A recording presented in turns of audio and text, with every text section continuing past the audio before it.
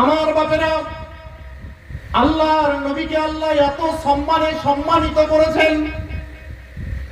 আম্মা জান আমিনা রাদিয়াল্লাহু তাআলা আনহার গর্ভে যখন আল্লাহর নবী এলেন, আম্মা জান থুতু যদি নিক্ষেপ করতেন, ওই থুতু থেকে আল্লাহ সুন্দর সুগন্ধি ছড়িয়ে দিতেন। কত সম্মান এখনো আসেননি দুনিয়ার বুকে। আল্লাহর নবীর এত সম্মান আল্লাহ দিয়েছেন, এত মর্যাদা দিয়েছেন। আম্মা জান নবী ভূমিষ্ঠ হওয়ার পরে কান্নাকাটি করছেন। আল্লাহ রাব্বুল আলামিন থাকতে পারলেন না। আল্লাহ রাব্বুল আলামিন যেন আম্মা জানকে বলছেন, ও আমিনা তুমি কাঁদো কেন? না, যে সন্তান ভূমিষ্ঠ হলো, জন্মের 6 মাস পূর্বে আব্বা আমার স্বামী আব্দুল্লাহ ইন্তেকাল হয়ে গেছে। এই সন্তান ভূমিষ্ঠ হওয়ার পরে যখন আব্বাকে খুঁজবে, আমি তখন কি জবাব দেব? আমরা জানি ছোট্ট ছোট্ট শিশুকে তার আব্বাজান কত ভালোবাসে, সাথে করে নিয়ে ঘুরতে যায়, তাকে নিয়ে খেলাধুলা করে, সুন্দর সুন্দর জিনিস কিনে দেয়। আল্লাহ রাব্বুল আলামিন বললেন, ও নবীর আম্মা জান আমিনা তুমি চিন্তা করবে না, আমি আল্লাহ সুবহানাহু ওয়া তাআলা চাঁদকে তোমার ওই শিশু সন্তানের জন্য খেলনা বানিয়ে দিলাম। যখন আল্লাহর নবী ভূমিষ্ঠ হয়েছিলেন, যখন আস্তে শিশু বয়স, কান্নাকাটি করছিলেন, কিতাবে পাওয়া যায় যে চাঁদ যেন উপর থেকে নিচে নামছিল। আল্লাহর নবী চাচা আবু তালেব দূর থেকে দেখতে পাচ্ছিলেন যেন চাঁদ এত দ্রুত গতিতে আসমান থেকে নিচের দিকে আমিনার ঘরের দিকে নামতিছে, যেন চাঁদ এসে আল্লাহর হাবিবের ওই ঘরের উপরে পড়ে যায়। দূর থেকে দেখতে পাচ্ছেন। আল্লাহর নবী যখন বড় হলেন, চাচা যখন এই কথাটা আল্লাহর নবীর কাছে এসে বললেন, তুমি যখন শিশু সন্তান ছিলে তোমার সাথে এই ঘটনা ঘটেছিল। আল্লাহর নবী বললেন, ও চাচা জান তুমি কি জানো চাঁদ ওই সময় কেন এসেছিল? চাচা জানের উত্তরে আল্লাহর নবী বললেন, ও চাচা জান তুমি শোনো, চাঁদ এই কারণে এসেছিল, আমি কান্নাকাটি করেছিলাম। আন্নাল কামারা ইউগান্নিনি ওয়া ইউহাকিনি ওয়া ইয়ামনাউনি মিনাল বুকা। চাঁদ আস্তে আস্তে আসমান থেকে নিচের দিকে এসে আমি যেমন ভাবে হাত পা নাড়ছিলাম, চাঁদও আমার সাথে নড়াচড়া করছিল। চাঁদ আমাকে আল্লাহ রাব্বুল আলামিন যেন আমি আনন্দিত অবস্থায় থাকি, আল্লাহ চাঁদকে আমার জন্য তখন খেলনা বানিয়ে দিয়েছিল। কোন নবী? আল্লাহর নবী দেখেন আস্তে আস্তে বয়স যখন 15 বছর হলো, আল্লাহর নবী তো জাহানের বাদশা হাবিবুল্লাহ জনাবে মুহাম্মদুর রাসূলুল্লাহ সাল্লাল্লাহু আলাইহি ওয়াসাল্লাম সমাজের দিকে তাকালেন। সামান্য সামান্য জিনিস নিয়ে ভাইয়ে ভাইয়ে পাড়া প্রতিবেশীতে যুদ্ধ বিগ্রহে লিপ্ত হয়ে যেত। এমন বর্বর জাতি ছিল, আব্বাজান মৃত্যুর সময় সন্তানকে বলে যেত, ও আমার সন্তান অমুক ব্যক্তিকে আমি মারতে পারলাম না, তোমাকে আমি আদেশ করে গেলাম, আমি মৃত্যুর পরে তুমি কিন্তু ওই ব্যক্তিকে মারবে। হরবে ফেজ্জারের যুদ্ধ হয়েছিল। নবীর বয়স তখন 15 বছর বয়স, নবী হননি, নবী হয়েছেন 40 বছর বয়সে। 15 বছর বয়স, সেই সময় হরবে ফেজারের যুদ্ধ আরবে ভয়ঙ্কর রূপ ধারণ করেছিল। অনেক মা তার স্বামীকে হারিয়ে ফেলে, অনেক মা তার সন্তানকে হারিয়ে ফেলে, অনেক সন্তান এতিম হয়ে যায়, প্রচুর মানুষ ইন্তেকাল হয়ে যায়। দয়ার নবী পেয়ারার নবী রাহমাতুল লিল আলামিন থাকতে পারলেন না। আল্লাহর নবী বললেন, ও মানুষ সকল, আল্লাহ তোমাদেরকে কত সম্মানে সম্মানিত করেছেন। সমস্ত মাখলুকাতের চাইতে বনি আদমকে সম্মানিত আল্লাহ রাব্বুল আলামিন করেছেন। কেন তোমরা সামান্য সামান্য জিনিস নিয়ে যুদ্ধ বিগ্রহে লিপ্ত হয়ে যাও? আল্লাহ নবী কি করলেন? একটি সংগঠন বানালেন। 25 তখন মাত্র 15 বছরের যুবক, একেবারে অল্প বয়স। আল্লাহর নবী ওই সমাজের সবচাইতে ভালো ভালো যুবকদেরকে নিয়ে বুদ্ধিজীবীদেরকে নিয়ে একটি সংগঠন বানালেন। সেই সংগঠনের নাম দিলেন হিলফুল ফাজুল। সংগঠনের নাম কি বাপ?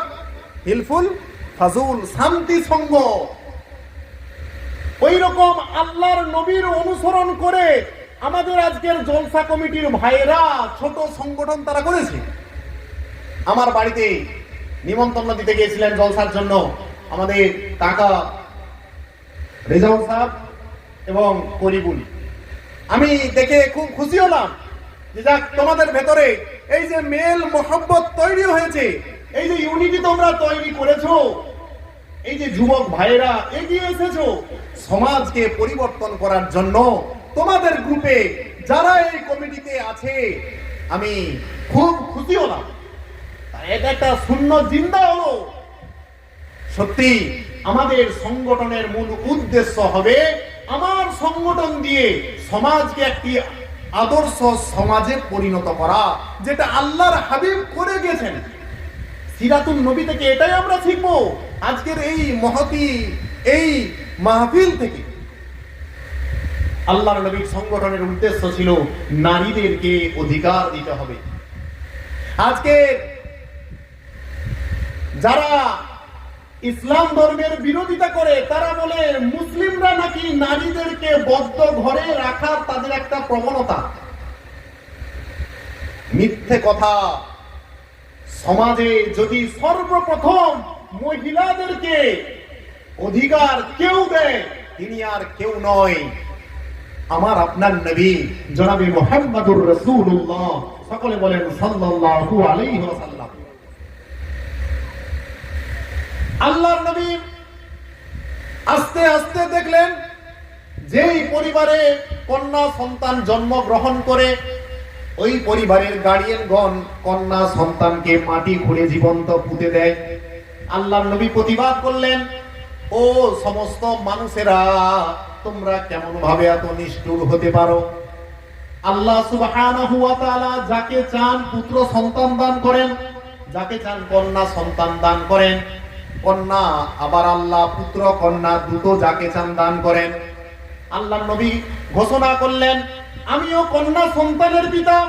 যে বা যারা দুটো কন্যা সন্তান আল্লাহ যাদেরকে দান করবেন, দুটো বা তিনটে, এবং তাকে সুন্দরভাবে আদর্শ শিক্ষা দিয়ে বড় করে তুলবে, আমি নবী ঘোষণা করে দিলাম আমার সাথে সে জান্নাতে থাকবে। সম্মান কে দিল বাপ? সতী দেওয়া কথা শুনেছেন?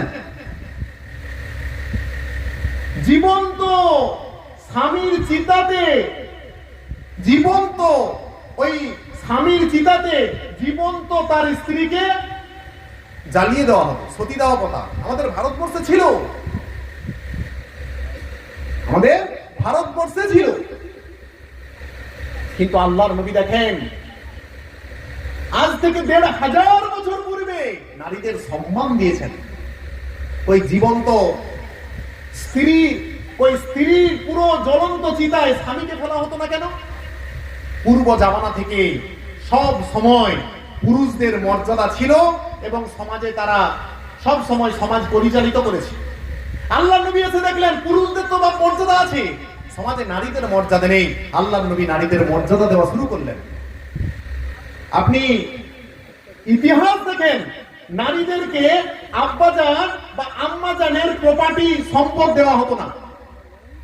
আল্লাহ রাব্বুল আলামিন কোরআনে সূরা নিসাতে আয়াত দিলেন, আল্লাহর নবীকে বললেন আপনি প্রচার করুন, নারীদেরকেও সম্পদের ভাগ দিতেই হবে।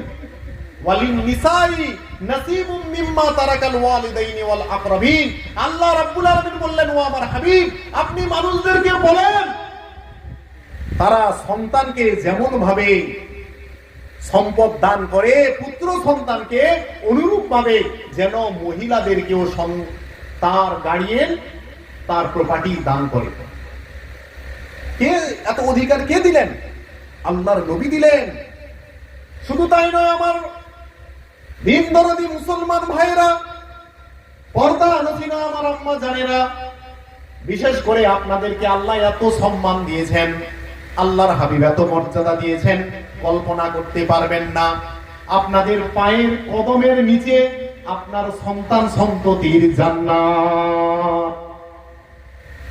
আল্লাহর নবী দো জাহানের বাদশা হাবিবুল্লাহ জনাবে মুহাম্মদুর রাসূলুল্লাহ সাল্লাল্লাহু আলাইহি ওয়াসাল্লাম পরিষ্কার ভাবে ওই আয়ামে জাহিলিয়াতের যুগে আজ থেকে ১৫০০ বছর পূর্বে ব্যর্থহীন কণ্ঠে ঘোষণা করে দিলেন, ও সমাজ ব্যবস্থা তোমরা শোনো, তোমার বাড়িতে ও সন্তান সন্ততি জান্নাত আছে। আল্লাহর নবী বললেন, আল জান্নাতু তাহাতা আকদামিল উম্মাহাত। ও আমার উম্মত উম্মতিরা ও সমাজের সমস্ত স্তরের মানুষেরা তোমরা শোনো, প্রত্যেকে সন্তান সন্ততির জন্য তার জান্নাত আছে তার মায়ের কদমের নিচে। আল জান্নাতু তাহাতা আকদামিল উম্মাহাত, সন্তান সন্ততির জান্নাত আছে মায়ের কদমের নিচে। রাত দিন ২৪ ঘন্টা আপনি আল্লাহর ইবাদত করছেন, নামাজ পড়ে কপাল কালো করে ফেলেছেন, হজ করেছেন, যাকাত দান করেন, কোরআন তেলাওয়াত করেন, কিন্তু পিতামাতার সাথে যদি সামান্য পরিমাণ দুর্ব্যবহার করেন, আল্লাহর কসম করে বলছি আপনার জান্নাতে যাওয়া কঠিন হয়ে যাবে। পিতা হচ্ছে, আল্লাহর নবী বলেছেন, পিতা হচ্ছে জান্নাতের দরজা। পিতার সাথে যদি আপনি দুর্ব্যবহার করেন, চাই পিতা যদি আপনাকে সমস্ত সম্পদ থেকে বঞ্চিত পর্যন্ত যদি করে, তারপরেও পিতার উপরে উঁচু গলায় কথা বলতে পারবেন না। এই অধিকার ইসলাম দান করেননি। পিতামাতার সম্মান দেখেন। আর আজকে আপনি বৃদ্ধাশ্রমে যান, সমস্ত এডুকেট, জেনারেল শিক্ষিত, এডুকেটেড, খুব ধনী সম্পদশালী ব্যক্তিদের দেখবেন, শহর এলাকায় যান, তাদের পিতামাতাকে বৃদ্ধাশ্রমে পুরো ভরপুর হয়ে গেছে, জায়গা নেই। ইসলাম কত সুন্দর জীবন ব্যবস্থা, বর্বর সমাজকে আল্লাহর নবী এসে সুন্দর একটা সমাজে পরিণত করেছেন। আর সেই ইসলামের উপরে এখন বিপক্ষ দলেরা তারা আঙুল তুলে। আমার বাপেরা, আল্লাহর নবী দেখলেন সেই জামানায় মদ পুরো বাড়িতে বাড়িতে, জ্বালা জ্বালা ভর্তি ভর্তি ভরপুর, প্রত্যেকটা বাড়িতে। আমরা যেরকম পানি খাই না, তারা ওই রকম ভাবে ছেলে মেয়ে বিবি বাচ্চা আব্বাজান আম্মাজান সবাই বসে মদ খেত। তারা মদকে কোনো মনেই করতো না। আল্লাহর নবী দেখলেন যে সমাজে এই মদ্যপান করার কারণে, নেশা জাতীয় দ্রব্য সেবন করার কারণে পুরো সমাজ ব্যবস্থা আস্তে আস্তে অন্ধকারাচ্ছন্ন হয়ে যাচ্ছে। হলদা দিয়ে আসার সময় এই আপনার পুজো বলেন যাই বলেন যে অনুষ্ঠান হচ্ছে, একবার দেখলাম মানুষ দাঁড়াতে পারেনি। আপনার কত ক্ষমতা, একজন মানুষ পুরো সমাজকে পরিবর্তন করার যদি সে সুষ্ঠু ভাবনা চিন্তা করে পারবে, কিন্তু আপনি এমন পরিমাণে ড্রিম করেছেন নিজে দাঁড়াতে পারেন না। আমার আপনার প্রত্যেকটা পরিবারে, অধিকাংশ পরিবারে এখন দেখেন সে মুসলিম, আগে তো নন মুসলিম ভাইরা খেত, এখন মুসলিম পরিবারেও পুরো মদ আম হয়ে যাচ্ছে।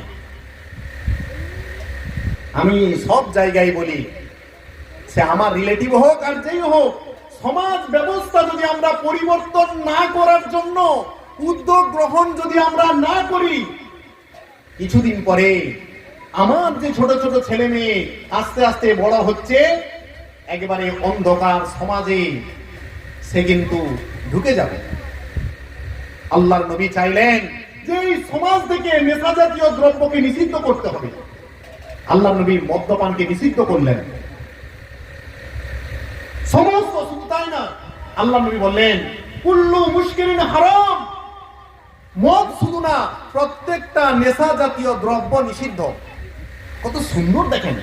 ডাক্তারকে আপনি জিজ্ঞাসা করবেন, নেশা খেলে কি আপনি একটা আমাকে সার্টিফিকেট দেন তো, নেশা জাতীয় দ্রব্য যদি আমি খাই, সে মদ হোক, গাঁজা হোক, তারপরে এই যে আপনি গুটকা বলেন, খৈনি বলেন, তামাক জাতীয় দ্রব্য বলেন, বাবা একটু বলেন তো ডাক্তারবাবু, খেলে শরীরের কি উপকার আছে?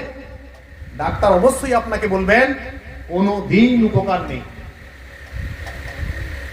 আজকে ডাক্তাররা বলছেন, কিন্তু ডাক্তারদের ডাক্তার আমার আপনার হাবিব, সমাজ সংস্কারক জনাবে মুহাম্মদুর রাসূলুল্লাহ সাল্লাল্লাহু আলাইহি ওয়াসাল্লাম আজ থেকে ১৫০০ বছর পূর্বে জানিয়ে দিলেন, কুল্লু মুশকিরুন হারাম, প্রত্যেকটা নেশা জাতীয় দ্রব্য নিষিদ্ধ। আজকে দেখবেন বিশেষ করে আমাদের নন মুসলিম ভাইদের যে পূজা হয় তাতে তো প্রচুর নেশা খায়, কিন্তু তার চাইতেও বেশি খায় দেখবেন ইলেকশনের আগের দিন বা ইলেকশনের কয়েকদিন আগে থেকে। ইলেকশনের আগের দিন আমরা অলিতে গলিতে গিয়েছিলাম, রাস্তা দিয়ে যেরকম ভাবে হাঁটি মদের পাউচ পড়ে আছে। আমার বাপেরা এইভাবে কারা খাচ্ছে? মুসলিম নন মুসলিম সবাই খাচ্ছে। আমি বলবো সবাই আমার ভাই, তাকে রক্ষা করার দায়িত্ব সুষ্ঠু বিবেক বুদ্ধি সম্পন্ন ব্যক্তিদের। আমাদেরকে বা পরিবর্তন হতেই হবে, নইলে আপনি যদি ভাবেন আরে ও খাচ্ছে তো আমার কি, কিন্তু না, আস্তে আস্তে যত ছড়াবে আপনার বাড়ি পর্যন্ত কিন্তু পৌঁছে যাবে। আল্লাহ নবী সেই জামানায় মদ্যপান সমস্ত নেশা জাতীয় দ্রব্য নিষিদ্ধ করলেন।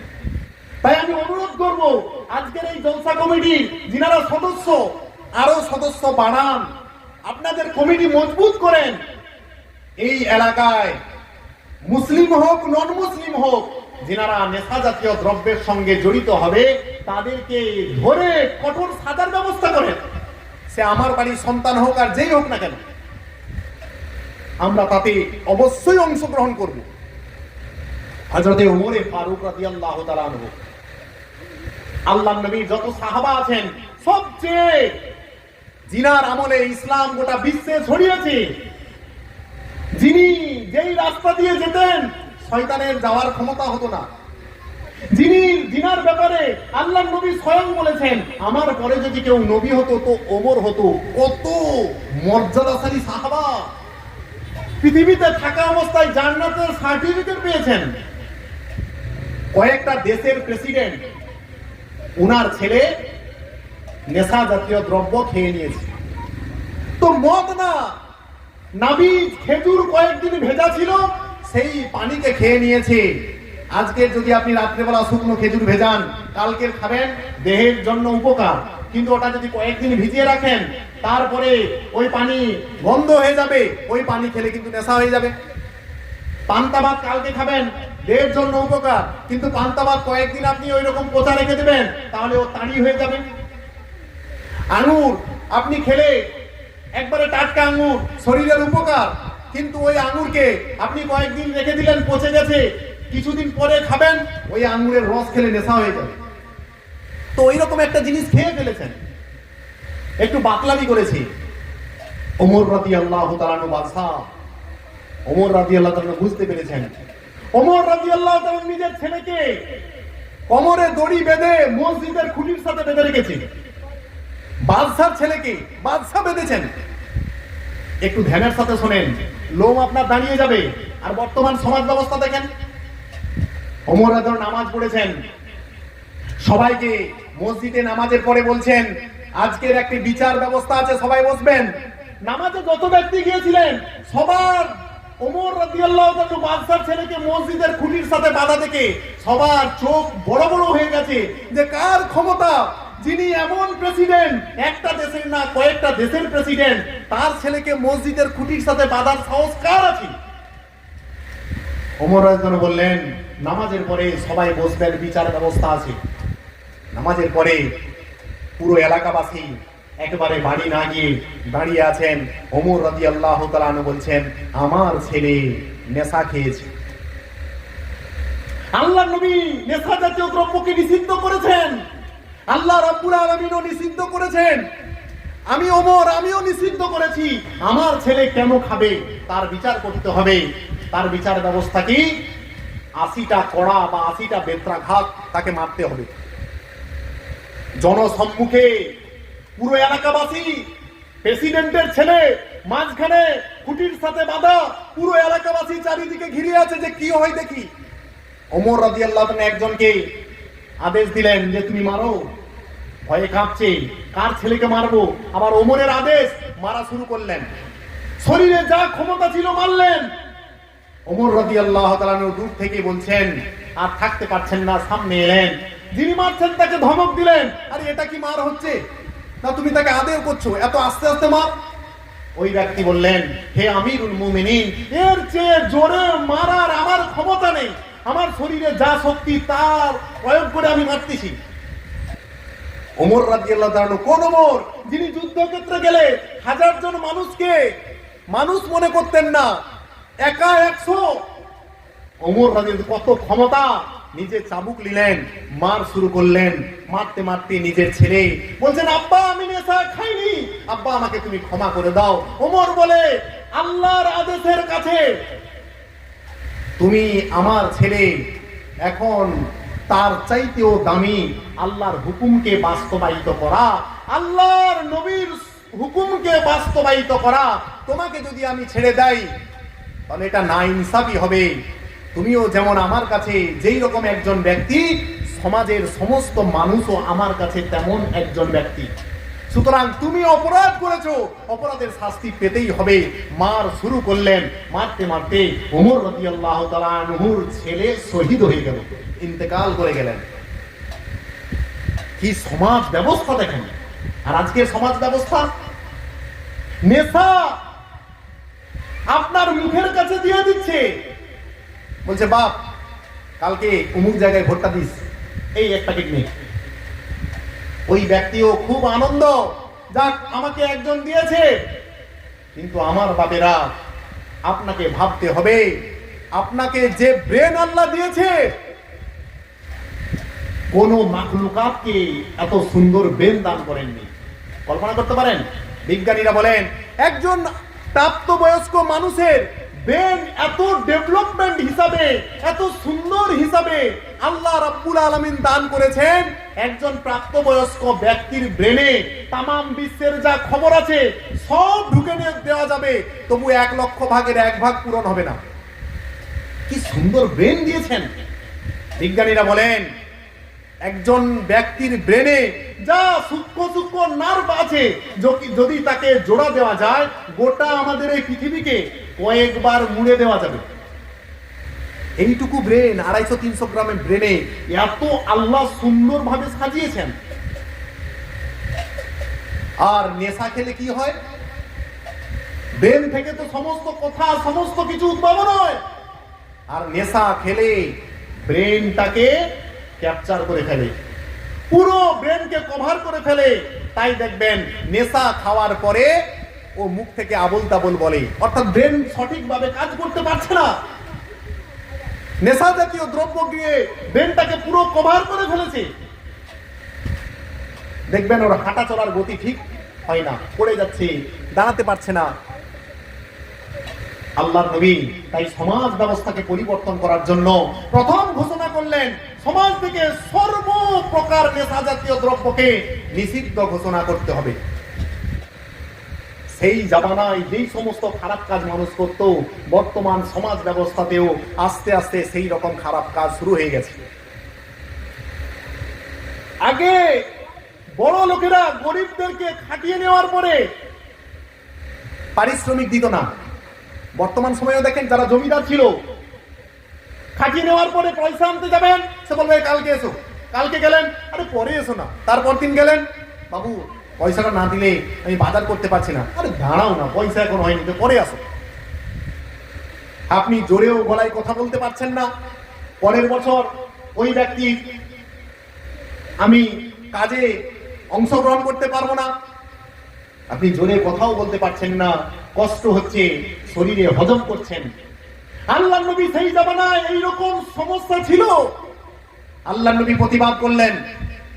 আল্লাহর নবী বললেন, ও সমাজের মানুষেরা, তোমরা শোনো, আল্লাহ রাব্বুল আলামিন সমাজ ব্যবস্থাকে সঠিকভাবে রাখার জন্য কাউকে ধনী করেছেন, আবার কাউকে গরিব করেছেন। আল্লাহ রাব্বুল আলামিন ধনী ব্যক্তিদেরকে জীবিকা দান করেন গরিব ব্যক্তিদের ওসিলায়। ধনী ব্যক্তিকে জীবিকা দান করে কার ওসিলায়? গরিব ব্যক্তির ওসিলায়। আল্লাহর নবী দো জাহানের বাদশা হাবিবুল্লাহ জনাবে মুহাম্মদুর রাসূলুল্লাহ সাল্লাল্লাহু আলাইহি ওয়াসাল্লাম বললেন, উতুল আজিরা আজরাহু ক্বাবলা আন ইয়াজুফাল আরাকা।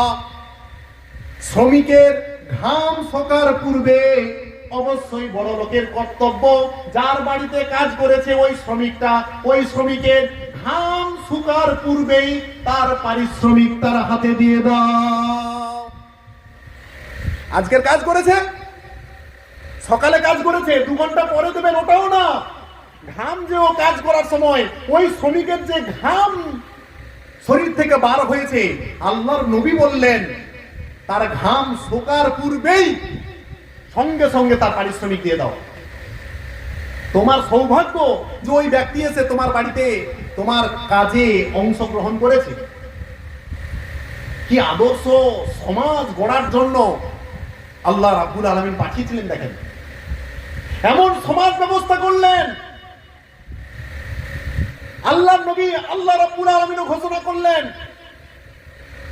যদি কেউ জেনা করে, জেনা মানে খারাপ কাজ করে ছেলে মেয়ে, প্রকাশ্যে জনসম্মুখে যদি প্রমাণিত হয় হাতে নাতে, তাকে কি করবে? মাটি খুঁড়ে বুক পর্যন্ত গেড়ে দেবে, সবাইকে পাথর দেবে হাতে, সবাই যেন মারে। ওই অবস্থায় মারতে মারতে ও মারা যাবে, তারপরে ওকে কবর দাও। এটাই ওর শাস্তি। আপনি বলবেন ইসলাম এত কঠোর। আজকে দেখেন এই শাস্তিটা যদি থাকতো, আমার পরিবারের যুবতী নারীরা রাত 2টার সময় সম্মানের সাথে কোনো একটা জায়গায় যেতে পারতেন, আবার রাস্তা দিয়ে সম্মানের সাথে রাত 2টা 3টের সময় বাড়িতে আসতে পারতেন। কারো বাবার ক্ষমতা হতো না তার দিকে 2 চোখ উঁচু করে তাকানোর। আজকে আপনি আপনার মেয়েকে রাত 2টার সময় তো দূরের কথা, 10টার সময়ও আপনি বলতে পারবেন, এই তুমি একা টেঙ্গুয়ায় চলে যাও তো? পারবেন কেউ? কোনোদিন পারবেন না। কেন? ভয় যে বাবা আমার মেয়ে গেলে তার ইজ্জতের হানি হতে পারে। কিন্তু আল্লাহর নবী দো জাহানের বাদশা আজ থেকে 1500 বছর পূর্বে এইরকম সমাজ করে গেছিলেন। রাস্তা দিয়ে যেতেন, কারো ক্ষমতা হতো না তার দিকে চোখ তুলে